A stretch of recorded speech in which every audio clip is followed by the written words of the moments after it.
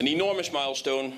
To our knowledge and our recollection, no one has ever ordered an order of this magnitude, and it speaks to the potential of Indian aviation and the ambitions which IndiGo is having.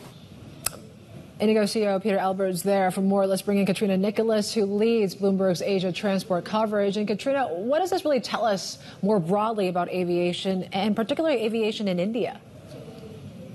Yeah, so this is really a sign of how extraordinary the growth in India's aviation market is expected to be. Now, as you mentioned, the most populous nation on earth, and quite literally hundreds of millions of people who haven't taken a plane before. The deal eclipses a purchase just only a few months ago by Air India for 470 aircraft from Boeing and Airbus, and it brings IndiGo's own order backlog close to 1,000 planes. We heard from IndiGo CEO Peter Alberts. He put it quite simply, saying, he's confident the demand is there to absorb such a massive expansion in capacity as this increasingly mobile Indian middle class discovers air travel for the first time.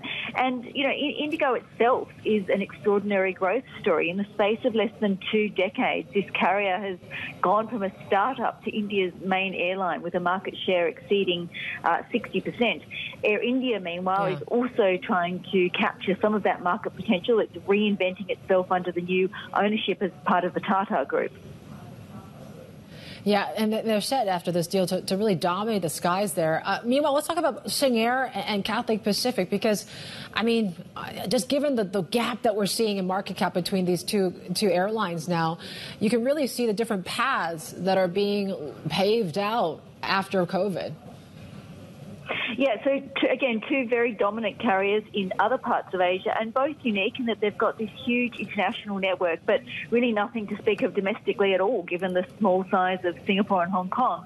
But despite that, Singapore Airlines is really coming back a lot faster. You can see it in the market value. Singapore Air is about $17 billion. That's almost 3 times that of Cathay.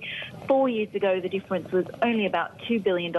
You can also see it in the earnings. Singapore Airlines posting record profit recently of $1.6 billion for the year ended March, with capacity already back at about 78% of what it was pre-COVID. Cathay, meanwhile, has said it only expects to get to about 70% of pre-pandemic operations by the end of this year. And, that's because Singapore opened up a lot faster while Hong Kong was locked down a lot longer and also subject to China's strict COVID zero measures to some extent as well. And so because of that extended period, Cathay battled with a staff attrition rate that was nearly 40%. It also owes the government about $2.5 billion that was extended in a rescue package. So quite a different set of circumstances. Yeah.